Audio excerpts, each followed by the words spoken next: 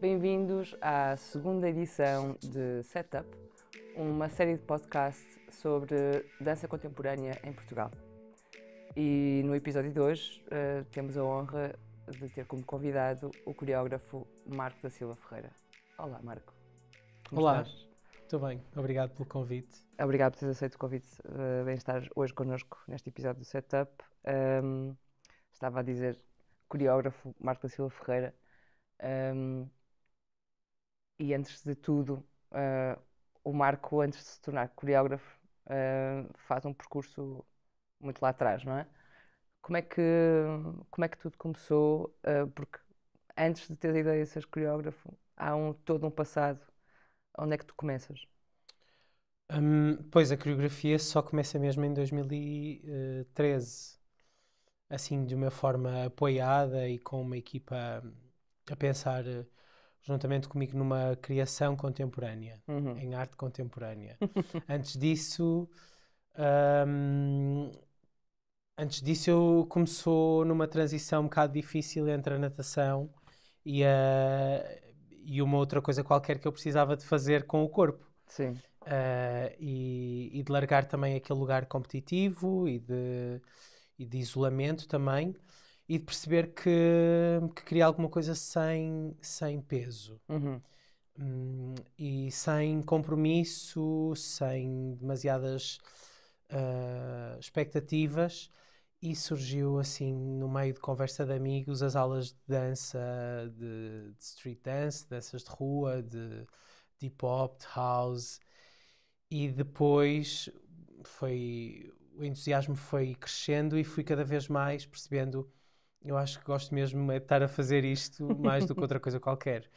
E depois acabo por entrar um bocadinho num circuito de dança contemporânea como intérprete de outros criadores, Certo. sobretudo a partir de 2010. Uhum. E são ali 3 anos, assim, um bocado em modo quinta Intensivo. velocidade, Sim, a trabalhar com gente muito diferente e basicamente a fazer a escola que eu nunca fiz. claro. Essa escola que nunca fizeste, mas há pouco falavas, da natação e desse ambiente meio competitivo. Estavas em. Que natação era essa que fazias? O que era isso? Eu desde os 10 anos que fazia competição de natação, ou seja, tinha uma prática de corpo, uma prática física, que era muito relacionada com o meio aquático e que acho que foi uma mais-valia enorme. Uhum. E que depois, aí por volta dos meus 14, decidi investir um bocadinho mais e acabei por ser nadador do Futebol Clube do Porto durante esses 2 anos. E ao fim de 2 anos acabei por entrar ali numa espiral um bocadinho difícil, com uma espécie de burnout e de alguns conflitos comigo e com o treino, com o tempo, com o isolamento familiar, com a falta também de capacidade de processar outras partes de mim, que com 16 anos são muito Sim. importantes. E então, a dada altura, numas férias da Páscoa, eu disse: eu não vou mais. E pronto, e não fui. Que era muito exigente. Sim, era muito exigente. Era muito exigente e inicialmente eu adorava. É incrível poder estar dentro da água e era um meio mesmo muito confortável. Os meus melhores amigos continuam a ser muito relacionados com a natação e aquilo acaba por ser uma atividade extracurricular, mas que forma muito um companheirismo, um espírito de equipa, cresces com aquelas pessoas, Uhum. vais em competição e partilhas quartos com aquelas pessoas, passas muitas horas, aniversários, tudo, festas, e portanto há um lado muito humano que eu consigo perceber que foi fundamental para a maneira como eu me relaciono com, com o trabalho, talvez, Uhum. e também como alicerce de amizades, alicerce de companheirismo, de camaradagem. E, mas a dada altura os treinos acabam por ser mesmo muito, muito exigentes Sim. e passamos 5 horas a nadar, a contar azulejos. Claramente, um, outro, são sempre os mesmos. E a ter de treinar antes de ir para a escola de manhã, às 8 da manhã, acordava muito cedo às 6h30. voltar a ir ao final do dia, ter treinos ao final do dia, ter de chegar a casa às 10 e ainda fazer os trabalhos de casa e todo o trabalho de escola e no outro dia outra vez igual. E então é muito exigente. Essa preparação, depois mais tarde, se calhar, essa preparação de alto rendimento, se calhar mais tarde vê-se, entre aspas, no teu trabalho ou não, mas é curioso como depois um passa-palavra das aulas de dança surge uma motivação. Mas enquanto acontecia esse passa-palavra, o teu percurso ainda não estava ali nas danças, estavas, ou seja, o que é que pensavas estudar? Estavas a estudar outras coisas, não é? Eu queria, na verdade, ser pediatra naquela altura. Ok. E então tentei muito a todo custo entrar em medicina, que não consegui, e acabei por fazer 2 anos de medicina dentária. E que não gostei nada. Ainda por cima porque o ambiente em que eu estava na universidade me remeteu um bocadinho para o ambiente escolar, onde eu fui um bocadinho vítima de bullying também, e que aquilo foi ali um trigger que eu bloqueei. Bloqueei aquela faculdade, aquelas pessoas, e então foi tipo, não, eu não vou ficar aqui.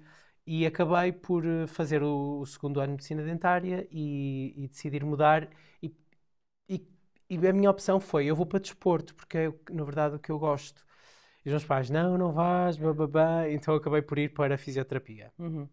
E isso E tive, continuou? e tive 3 anos, tive 4 anos em fisioterapia, acabei por me formar em fisioterapia. E a par da fisioterapia ia fazendo as aulas de dança, ia dando aulas, comecei a dar aulas nessa altura também, que foi também a única maneira que eu tive de me poder independentar um bocado e de poder pagar as formações que queria fazer. Então foi sempre uma ginástica entre estar a fazer múltiplas coisas ao mesmo tempo e a perceber, estar ali no limite, em perceber para que lado é que a balança vai pender mais. E a dada altura acabo o último ano de fisioterapia em sincronismo com o programa de televisão 2010, So You Think You Can Dance. E, O que aconteceu aí? O que é que foste fazer lá? O que é que eu fui fazer? Pois o que é que eu fui para lá fazer? Não, estou a brincar. Não.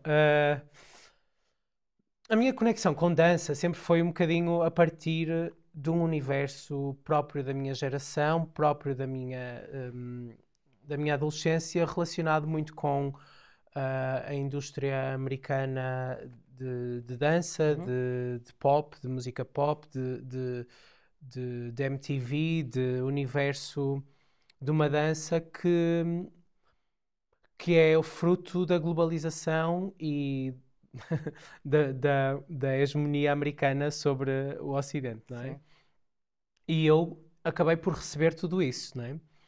A tanto que grande parte do meu trabalho vem desta tensão, efetivamente, entre eu estar num lugar europeu, Portugal, e ser altamente próximo até de culturas muito distantes deste sítio físico onde estou, não é? E, portanto, de absorver essa cultura americana de uma maneira tão grande que os meus primeiros anos são muito relacionados com tudo o que é danças, influências e paralelos com as danças de rua. Maioritariamente o hip-hop, o popping, o house, mas depois, muito rapidamente, o afro house, ou a capoeira, o break. Tudo isso eram o hacking, tudo isso eram assim uma cosmogonia de tipos de dança que não vieram todos do mesmo sítio, mas vieram de sítios diferentes, mais ou menos em mesmo tempo.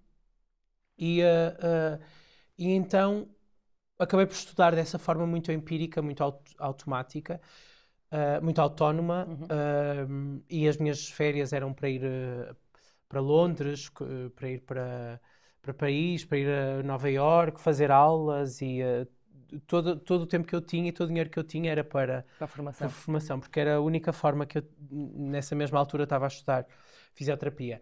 E quando o programa vem, eu acompanhava o programa na versão americana, acho eu, sim, e Canadá, acho que também houve algumas seasons que eu acompanhei do Canadá, que eu já estava no limite de eu não estou exatamente no lugar da dança comercial, eu não vou trabalhar no universo comercial nem naquele circuito, eu não vou ser coreógrafo de videoclipes, até porque a indústria cá não está nesse sítio, Claro. portanto não fazia sentido. Eu não vou emigrar para poder fazer isso. E comecei a ter muita curiosidade por alguns estilos de danças relacionadas muitas vezes com a improvisação ou com o freestyling, em que depois ali os limites já se atenuam todos Claro. entre o que é dança. Estas danças são danças contemporâneas, são danças desta era contemporânea.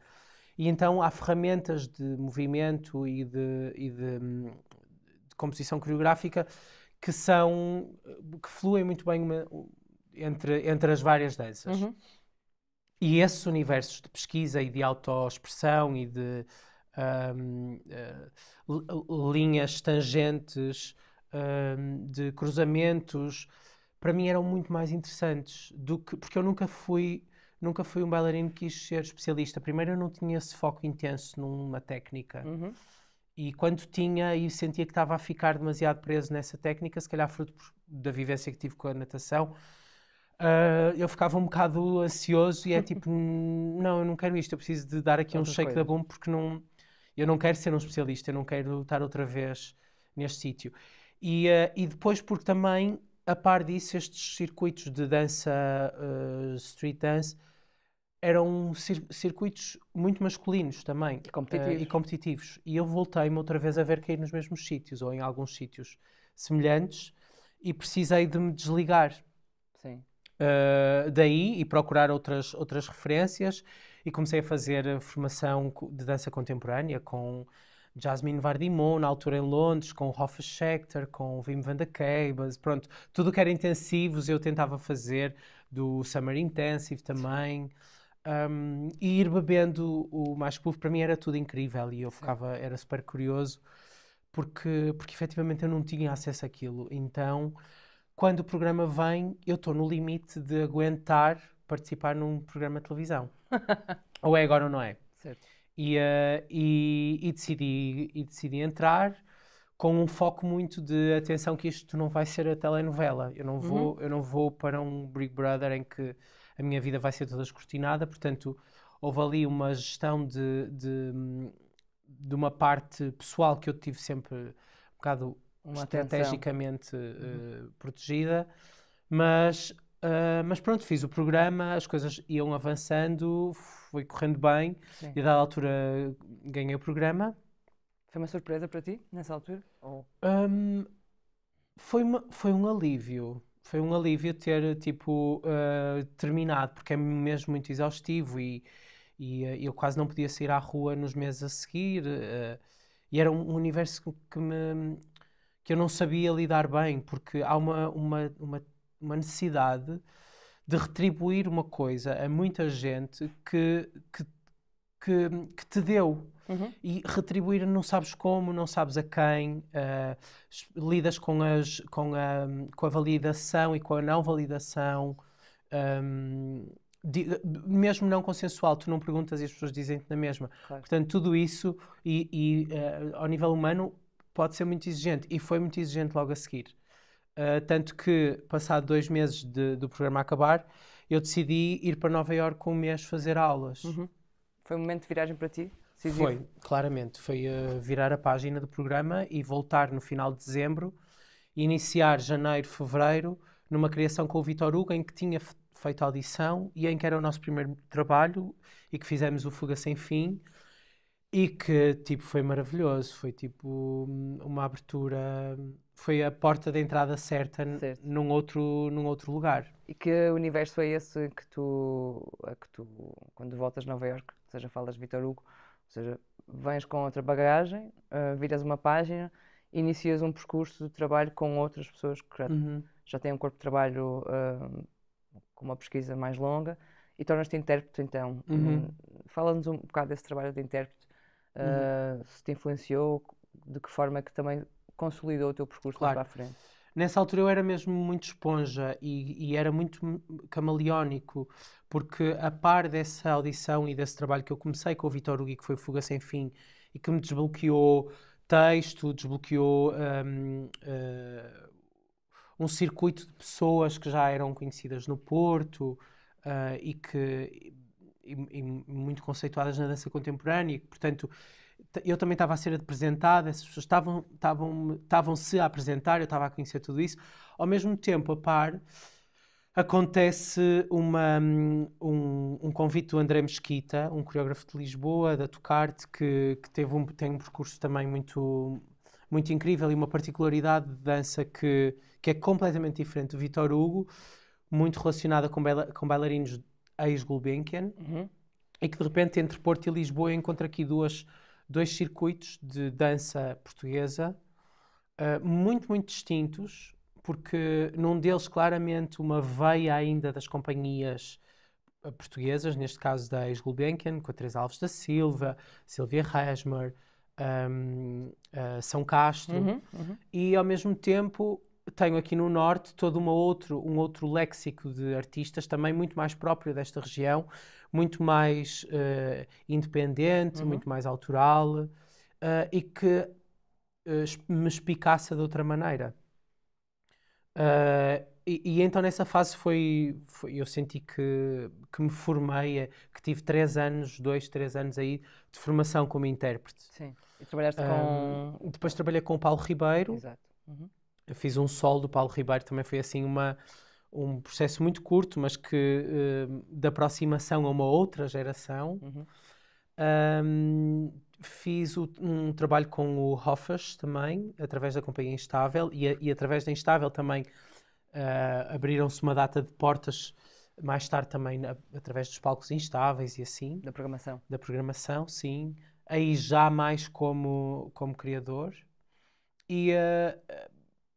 E pronto, e fui trabalhando com algumas... estas foram assim algumas pessoas que foram um bocado determinantes, sim. E quando falas, por exemplo, mencionas a Companhia Instável e das pessoas que estavam no Porto e que se foram apresentando e que foste conhecendo, que pessoas te lembras dessa época? Da tua geração, mais velhas? Pronto, a Ana Figueira foi assim uma pessoa muito primordial. Depois houve também o Pedro Rosa, da altura. Foi Pedro Rosa, Susana Otero, Jô Clécio. Foram pessoas que ficaram, que estavam ali próximas da idade do Vitor Hugo e que acompanharam mais ou menos o processo e que acabamos por nos cruzar. Depois, associado a André Mesquita, a Teresa Alves da Silva, a Silvia Rasmer, a São Castro, António. Cabrita. António Cabrita, sim. E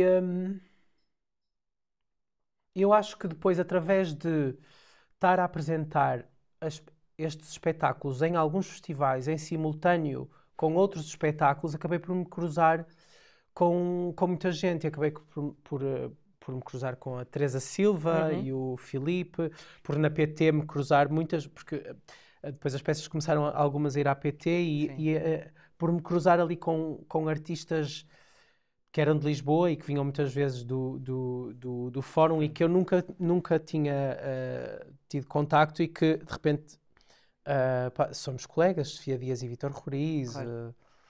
E eram pessoas que eu acompanhava como intérprete e que estava, uau, eu queria dançar para elas. Sim.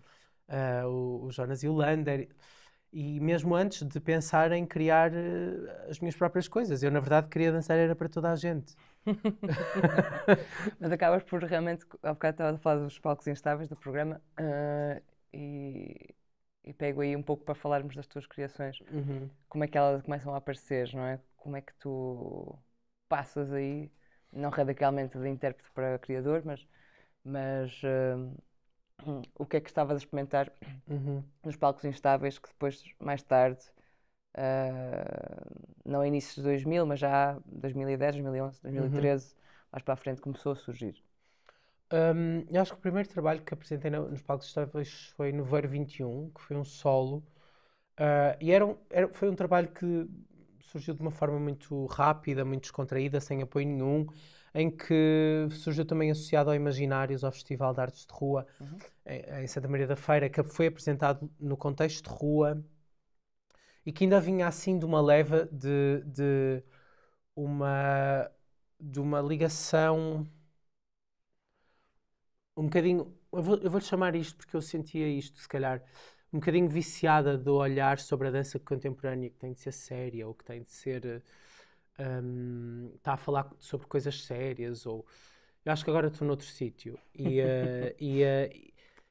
vinha de uma tentativa de perceber quem é que sou eu enquanto gerador de conteúdo artístico e até de movimento. Então, era um solo que ainda tinha muitas ligações com um cruzamento com o Hofas, com o Vitor Hugo. Eu sinto todas essas influências lá, mas que foi apresentado nos Palcos Instáveis. E depois, mais tarde, uns anos mais tarde, apresentei com a Mar Andrade um dueto que se chamava Por Minha Culpa, Minha Tão Grande Culpa, que já se levava menos a sério e que já me sinto mais ligado, cada vez, isso passado uns anos, mais ligado a um trabalho mais próximo do agora. Sim. Mas que também continuava a ser um trabalho de exploração e era também um trabalho de exploração desta colaboração, né, entre mim e a Mara. Portanto, não foi um trabalho em que eu sentisse que era só eu a tomar decisões. Exato. E, portanto, era mais leve, era mais fresco, era mais descomprometido também. E acho que com os Palcos Instáveis porque acabaram por ser esses dois trabalhos. Entretanto, em 2013, ao surge-me um convite para fazer uma residência em Torres Vedras, por intermédio do Tiago Guedes, que na altura estava no Cinetal de Alcanena, e que tinha visto uma peça em que eu e o Vitor Hugo fazíamos o Rendezvous, Sim. e que nós fizemos lá em Alcanena, e ele conheceu-me, ficou curioso e perguntou-me, olha, não queres fazer uma residência de 2 semanas cá, sem compromisso? Eu disse, pronto, está bem, vamos ver isso. E passado um mês, surgiram os apoios pontuais da DG Artes. E eu escrevi-lhe a dizer, olha, eu gostava de concorrer aos apoios pontuais, mas eu preciso de uma data de estreia, portanto, se tu me deres uma estreia aí, depois dessa residência, eu consigo concorrer. E nessa altura fundei com a Mara uma associação. Ele disse que sim. Claro. Fundei com a Mara uma associação para poder receber esse apoio. Exato. No Pensamento Avulso. E a partir daí arranjar outros coprodutores. Espaço do tempo apoia este primeiro trabalho que eu faço, através do Rui Horta, que veio sempre a acompanhar. O Santa Maria da Feira, através do Matador, que agora é Centro de Criação, também apoia este trabalho. E tinha Torres Novas, Teatro Virgínia, como coprodutor. E pronto, eu acabei por decidir trabalhar com pessoas que tinham feito mais ou menos o mesmo percurso, ou um percurso muito semelhante que eu, relacionadas com as danças urbanas, que eu me sentia próximo, que tinham um pensamento já assim intersticial entre o lugar da dança contemporânea, Exato. das danças de rua como dança contemporânea também, e essas pessoas foram o André Cabral, a Anaísa Lopes, a Pini e o Vítor Fontes, e surgiu assim um quarteto, o primeiro quarteto, que é o Urmano. Exato. E que depois acabou por integrar a plataforma do Aerowaves, e que foi assim uma rampa enorme para uma circulação internacional. E foi assim um primeiro trabalho que teve logo uma capacidade de se catapultar para um circuito internacional. Também tive o privilégio de abrir a temporada do Teatro Municipal do Porto depois dos meses da dança. Sim.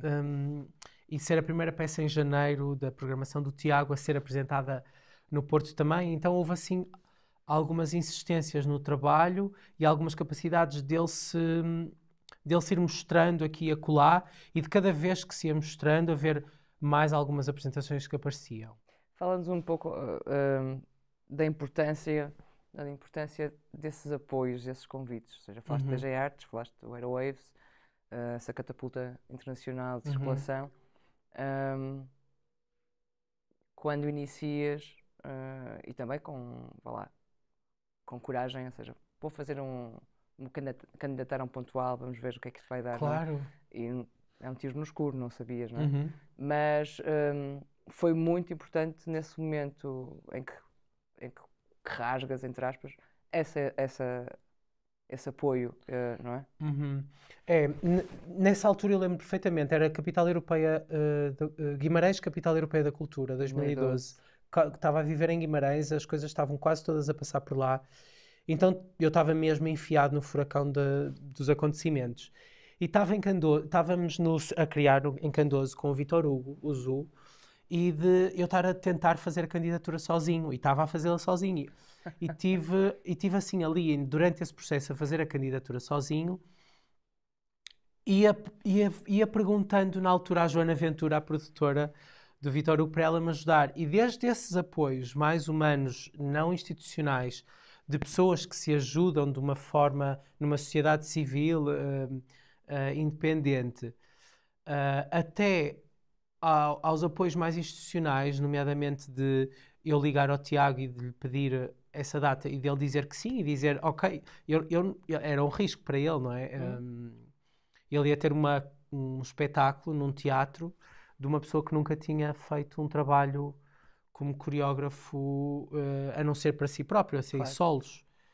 Isso também é um risco, essas pessoas acreditarem e continuarem a ter o arrojo de acreditar em pessoas que estão sempre a chegar, é fundamental.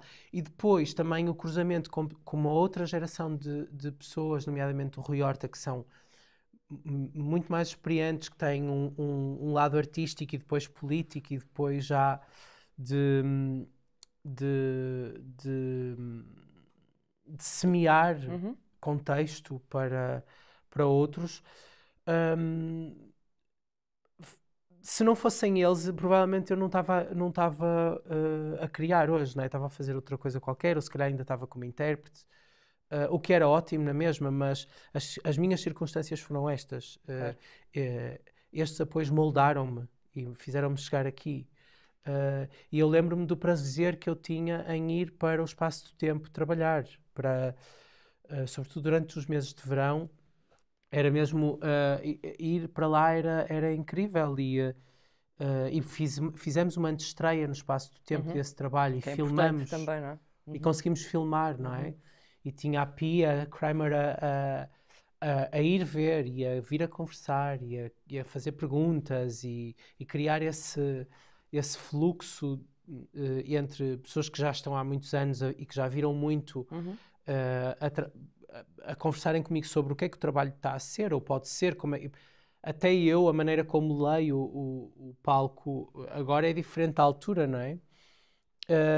Então, desde o apoio financeiro da DG Artes que fez com que as pessoas fossem remuneradas e que se fosse logo a priori tida uma ética de trabalho que para mim sempre porque para mim é alicerce mesmo da maneira como os sistemas se montam também, até ao facto de não há apoio monetário, mas há apoio dos espaços e das condições técnicas e até do próprio de proporcionar o cruzamento com outros artistas que te perguntam, que te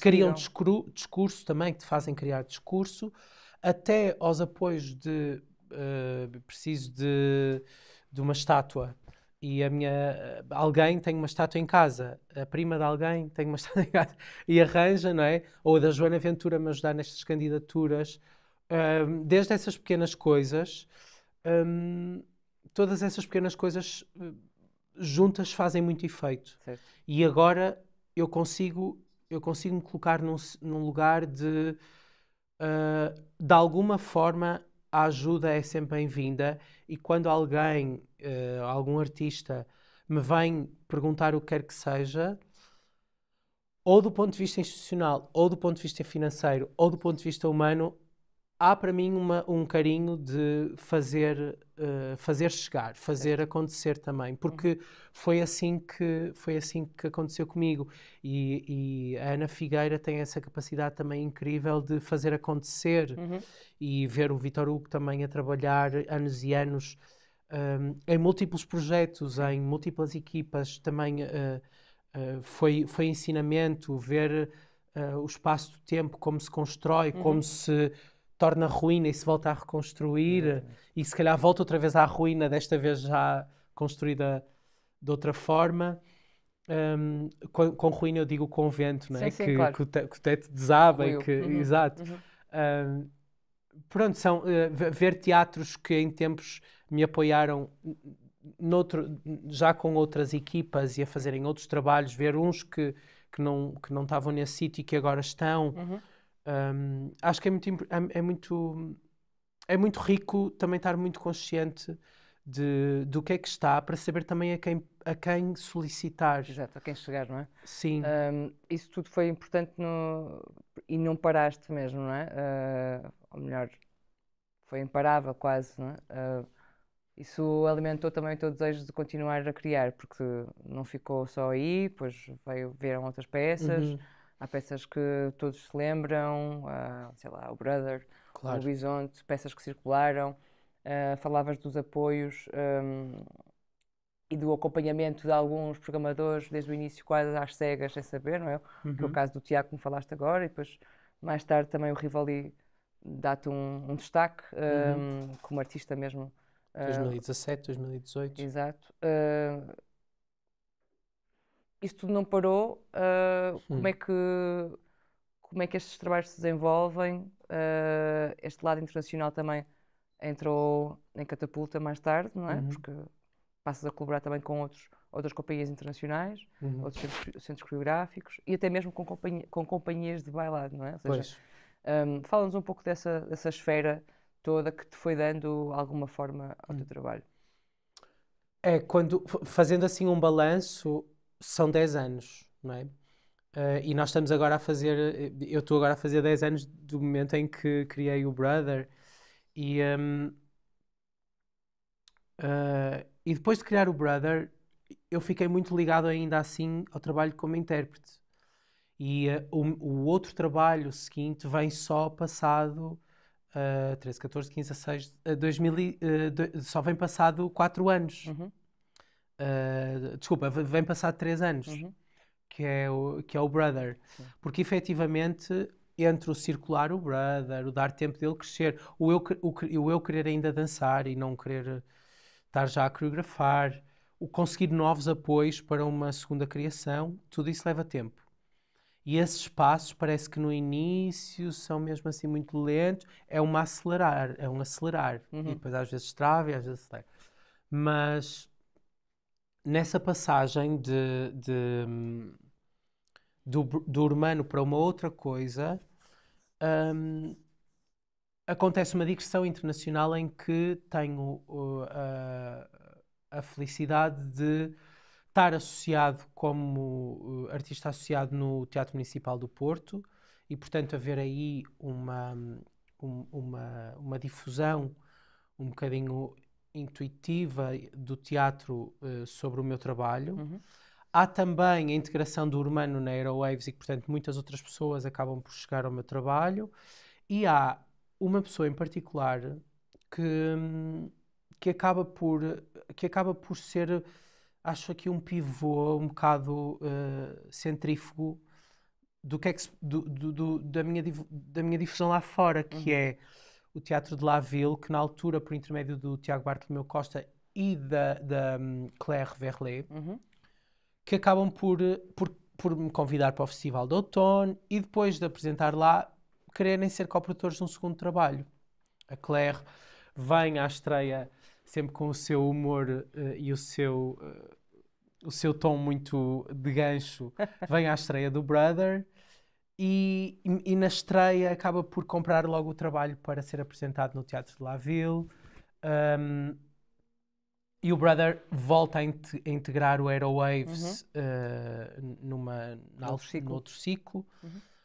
A par disto, de dizer que o Urbano e o Brother integraram a plataforma PT, criadores portugueses do espaço do tempo, portanto, já são muitas plataformas de se poder ver e de poder chegar.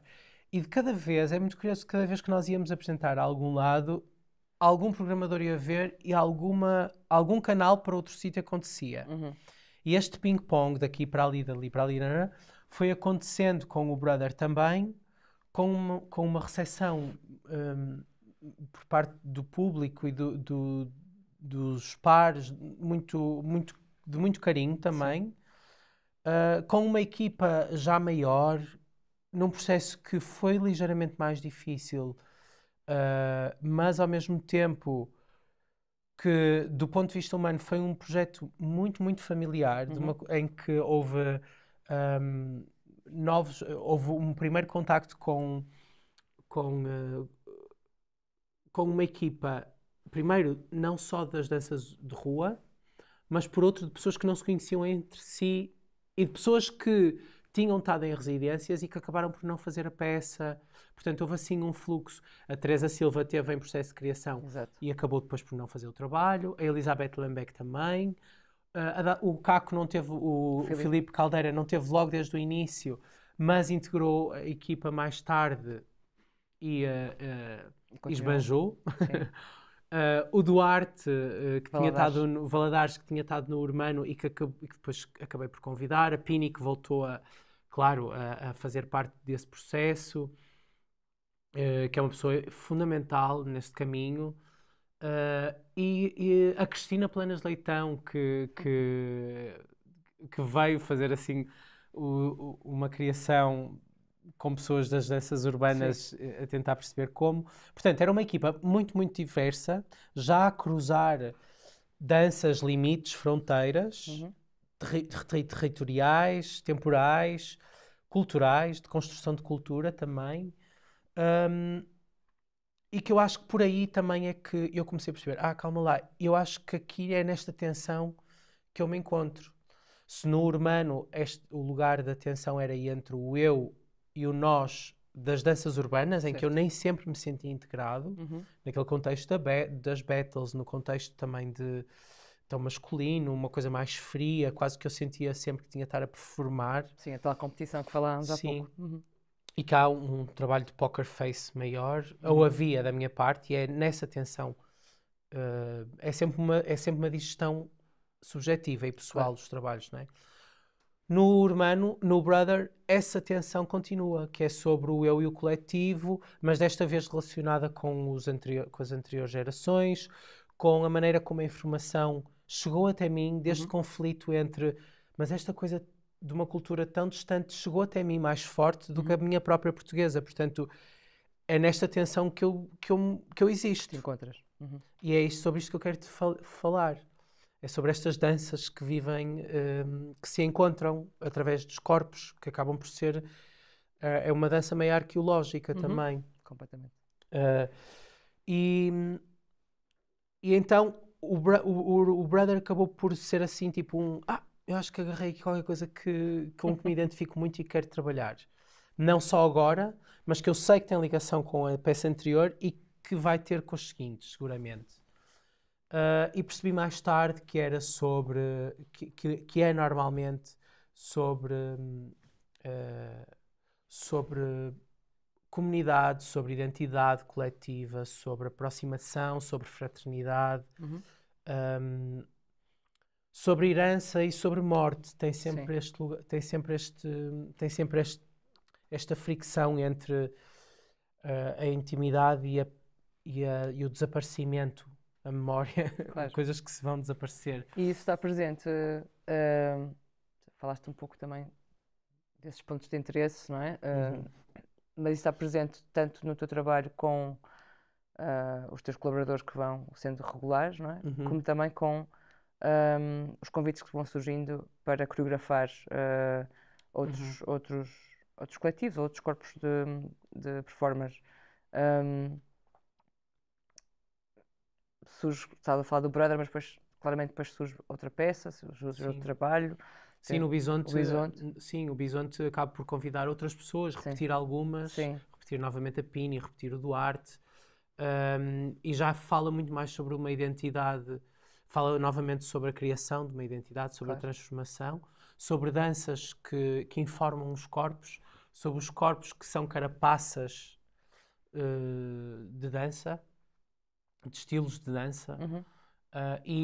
E acabo por no Bisonte trabalhar, criar aqui um pensamento sobre vamos tentar outra vez estar em cena, mas de uma outra maneira. Uhum. Porque eu sentia que no Urbano e no Brother havia uma continuidade, mas eu não queria estar a entrar num modelo, Exato, no padrão. num padrão, nem Uhum. numa forma muito coerente de fazer construção para palco.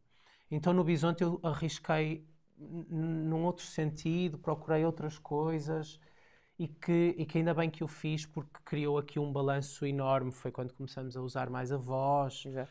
a trabalhar com referências musicais que já existem, Que está presente no Carcaça também, não é? que depois mais tarde está presente no Carcaça, sim. E entretanto, a par disto, fui artista associado noutro CCN, que me convidou para coreografar uma peça para intérpretes de lá, 2 amigos de danças urbanas que dançavam desde sempre, e eu que decido aceitar e a par disso a CNB, Companhia Nacional de Bailado Uhum. Portuguesa, convida-me para fazer uma criação também para eles, através da direção na altura da Sofia Campos, Uhum. e que foi uma batalha para mim decidir se faria ou não. Acabei por fazer, escolher um elenco incrível. E surge a peça. Os corpos de baile. Exatamente. Corpos de baile acontece, que é um esqueleto importantíssimo do Carcaça. E o Carcaça depois, que é também uma peça fundamental, ainda Sim. fresco, entre aspas, não é? Uhum. É onde achas que, de certa forma, acabas por juntar todos esses pontos Uhum. fundamentais do teu trabalho, o corpo, as modulações, os sítios de trânsito, de convergência, Uhum. a voz. Tens um corpo de baile também presente em palco, pessoas que te acompanharam. Veio também de uma pesquisa que tu fizeste, muito específica. Sim, eu consigo perceber, eu consigo entender que algumas peças acabam por ser importantes porque trazem escala e trazem dimensão. Uhum. E eu acho que o Carcaça, mais do que no seu conteúdo dizer mais coisas do que o que as outras já estavam a dizer, Sim.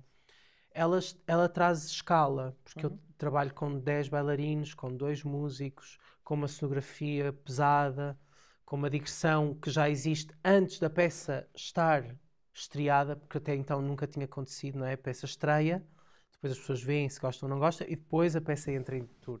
Aqui não, já havia aquele calendário de já há uma turnê Sim. antes de haver peça. E isso é assustador. Ou seja, tudo isso é uma escala e acaba por serem pontos também de tu te sedimentares enquanto estrutura, com uma equipa, direção técnica, direção de produção, de tu dizeres, pronto, bora lá, então vamos agarrar isto. E fazeres isso estar sólido, a par de dares uma escala a coisas que já vinham a ser ditas. E eu acho que um erro muito comum ou um viés muito comum do olhar é pensar que cada peça, pelo menos no meu caso acontece isso, pensar que cada peça fala por si. Eu discordo totalmente disso. Eu acho que eu crio sempre conexões com os trabalhos anteriores e muitas vezes coisas que eu pego num trabalho seguinte vêm porque não tiveram espaço no anterior. Mas eles vieram, a raiz está lá no Certo. anterior.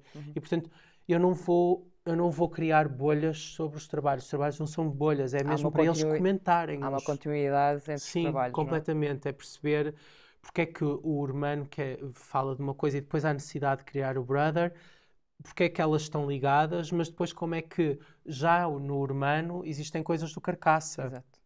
E se calhar muito interessante é pôr as duas peças a conversarem. E pensa, ao contrário de se pensar que a peça que estou a ver agora tem de dizer tudo sobre ela. Eu acho que ela não diz tudo sobre ela. Acho que existe uma data de fantasmas das outras peças Claro. que habitam essa. Sim. E no Carcaça consigo perceber que existe uma escala que atinge outro tipo de teatros, outro tipo de instituições, um, e que, por um lado, fazem com que as turnés se tornem mais possíveis, porque são instituições que têm mais poder de comprar uma peça com tanta gente. Claro. Tens a música presente em palco também, os dois músicos estão... Sim, o João Paes Filipe e o Luís Pestana estão a tocar live. Dois bateristas. Sim, um percussionista e um músico eletrónico. Exato. E, por um lado, existe toda essa escala da instituição que já consegue acolher uma tour maior, e por outro... desculpa, perdi-me. Estava a falar da questão dos trabalhos transportarem-se uns para os outros, e da escala da Desculpa, apresentação. exato. E por outro, eu me colocar em xeque e de Exato. repente, ok, não correu assim tão mal. Claro, sim.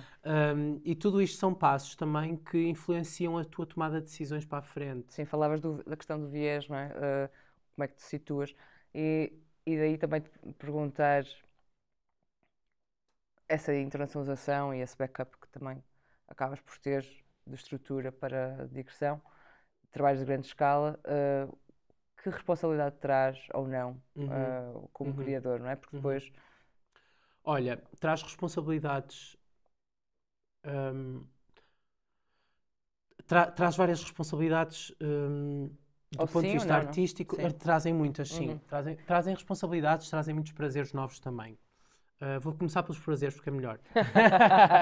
O facto de tu te poderes encontrar e viajares com a tua equipa e com equipas e poderes fazer uma tour é um enriquecimento enorme para o próprio trabalho. Ele transforma-se enquanto se está a apresentar, as pessoas transformam-se, acompanham o crescimento, acompanham a maturidade, influenciam-nos do ponto de vista mais direto na execução dos passos, mas também do ponto de vista como tomamos conta uns dos outros. Isso é incrível. Põe-nos em contacto com muita gente do circuito que de outra forma não acontecia. Tu jamais chegaria à Lituânia ou a Helsínquia, não é? E estás lá e bebes, comes, sais à noite, portanto, sais de dia, vês pessoas, vês diversidade, portanto, diminuis estas distâncias que às vezes criam estranheza sobre o diferente. E vives os lugares também. Vives os lugares, isso é incrível. Depois, ao nível das responsabilidades, o que acontece é que, no meu caso, eu tive de dar passos que não há, cada altura não há como dar a volta atrás, não é? A estrutura, eu tive de criar uma associação em 2013 e eu não sabia o que era isso, não é? E esse passo é um primeiro passo. E depois é o comprometimento com pessoas. Eu, a dada altura, tive de trabalhar com uma estrutura internacional, Art Happens, para fazer a difusão dos trabalhos, porque eu cá, com a minha equipa, não era capaz. E tive de delegar. E delegar, para mim, é um sítio muito, muito importante. Delegar à produção, delegar à direção técnica, delegar aos intérpretes, delegar à Art Happens. E isso é muito, para mim, é assim um grande... Acho que é um grande ensinamento que fui tendo e que acho que posso partilhar um bocadinho, que é, quando vier uma oportunidade de agarrar para dar o passo, dá e vai, e não tenhas medo de delegar. Claro. É importantíssimo. Mas isso é uma responsabilidade, porque depois tu não estás em controle de tudo também. Exato. E traz uma responsabilidade também do peso de quase tomares conta de que as coisas chegam a bom porto, não é? A cenografia tem de chegar lá, os bailarinos têm de chegar lá, todo esse trabalho tem de chegar lá e tem de chegar bem. As montagens decorreram de uma forma positiva também, não é? Tudo, sim, mas eu até falo do ponto de vista mais de qual é este sistema de trabalho que não nos põe todos malucos. Como é que nós vamos criar aqui um sistema? Como é que eu, e não só eu, porque é impossível, todos mantemos a sanidade mental a fazer isto? Sobretudo. E o carinho, e o amor, e a criatividade, e o cuidado, não é? E a curiosidade.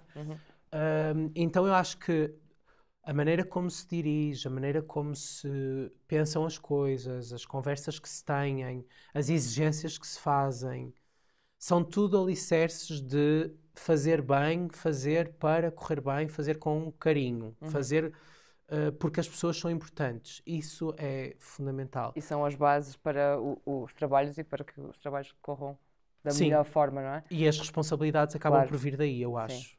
E falando em atenção, cuidado e estruturar continuidades, não é? Essa sanidade mental, hum, que projetos estão na tua mão neste momento para o futuro mais próximo? Em questão, falando de sanidade mental e de tempo e de... Pois, pois, é isso. Nós temos uma tour muito grande agora do Carcaça, do Bisonte. Existem outros trabalhos que eu fiz para outras companhias, nomeadamente esse trabalho para o Centro Coreográfico de Cannes, onde eu tive, continua em digressão. Um trabalho que eu fiz com a Companhia da África do Sul, vai a Catleon, que também está em digressão e eu vou acompanhando. Portanto, entre todas essas viagens, que são muito cansativas, que te retiram da tua rotina de alimentação, de prática de exercício físico, de dança, de amigos, de família, namorados, namoradas, de tudo, né? De repente vives em hotéis. Para além disso tudo, eu tento sempre reservar alguns períodos de calma para estar em casa, para respirar, para poder visitar as famílias. E durante os processos de criação, há uma coisa que para mim é muito importante, que é, eu comecei a fazer os processos de criação em Portugal. Boa. E há aqui uma tensão a acontecer que eu sinto, que é, toda a gente pensa que eu sou de fora e toda a gente de fora pensa que eu sou daqui. E os daqui acham que eu não preciso, mas eu não posso estar sempre lá fora porque a minha casa é aqui. Então Claro. eu quero fazer os processos de criação em Portugal e isso é importante porque eu quero trabalhar com pessoas daqui, com as estruturas daqui, porque a minha base é aqui, porque a minha estrutura eventualmente cria sede e cria vínculos com aqui e portanto faz muito sentido estar em Portugal. Claro. Eu não me vejo noutro sítio, sabes? E durante esses processos de criação que eu quero fazer em Portugal, eu procuro sempre timings de construção, descanso, porque as pessoas precisam desse espaço. Portanto, tudo isso começam a ser tempos dilatados, não é? De turnê de criação. E o próximo trabalho que tenho é com uma companhia de fora, Ballet de Lorraine, em França, que é um trabalho em que eu não tenho peso maior do que o de coreografia, porque eu não tenho de me preocupar muito com a estrutura, com os bailarinos. E vai estrear em março, e esse é um trabalho que depois fica independente. E vou fazer digressão do Terra Cobre, do Salão Pavão, que o Terra Cobre, um dueto com o João Paes Filipe, que vem de uma comissão da Boca. Do festival. Do festival, sim, da Bienal. E o Salão Pavão, que é uma estrutura de improvisação onde eu trabalho com pessoas locais na estrutura de uma composição coreográfica. E são trabalhos assim que, entre a turnê de trabalhos antigos, entre trabalhos de diferentes escalas, propostas diferentes, eu me vou renovando, eu vou recebendo coisas diferentes, de pessoas diferentes. Eu acho que aí há um estímulo criativo que me cria também... que me cria novos ecossistemas. Exato. Também para o que é que eu vou fazer a seguir, Exato. não é? É uma nova bolsa de ar, não é? Nesses diálogos. E encontras-te com coisas que não esperavas. Claro. E depois uma criação que virá com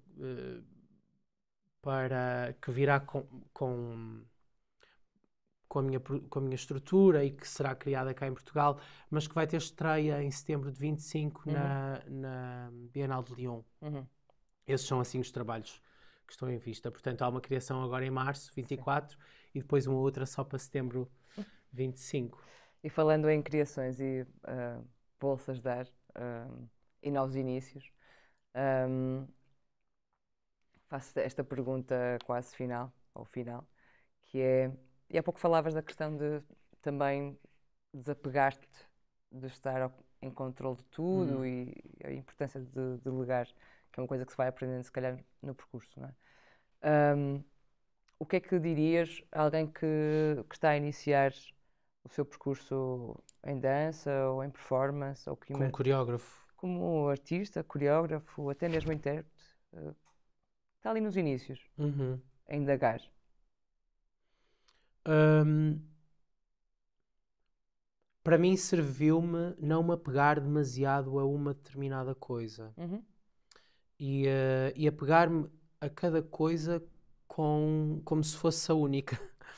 Mas ter sempre uma capacidade de perceber qual é o timing, auscultar, seguir a intuição, hum, fazer de uma forma séria, mas desproblematizada. Ou seja, isto não tem de ser uma agonia, a prática do corpo. Não se pode viver só no estúdio. Ninguém é intérprete a estar só no estúdio. Portanto, ser-se intérprete, ter-se um comprometimento com o corpo, mas também se viver, isso é uma coisa importante. Não largar a intuição e perceber, ter curiosidades múltiplas também, uhum, porque na esquina menos expectável aparece a oportunidade e isso acontece. Acho que isso para intérpretes que estão a começar é muito importante. uhum. Um, Como criadores, encontrem que para mim serviu muito encontrar um lugar seguro em estúdio. Estar com pessoas que eu não me sentia julgado, encontrar um lugar seguro de criação, Uhum, encontrar uma família artística, um, porque eu acho que deve ser muito difícil criar com desconforto. certo. Em desconforto. Eu Uhum, acho que é bom trabalhar sobre o desconforto, mas trabalhar com o desconforto eu acho que é difícil. claro. E então eu diria que há que ter proximidade com quem nos sentimos com afinidade. Certo. Obrigada, Marco. Uma pontuação e um sublinhar, ou seja, seguir a intuição, criar algum desapego e, sobretudo, estar atento às esquinas que nos podem surpreender, e que podem aparecer aí famílias que nos podem dar alguma, algum chão no nosso percurso. Obrigada e até à próxima.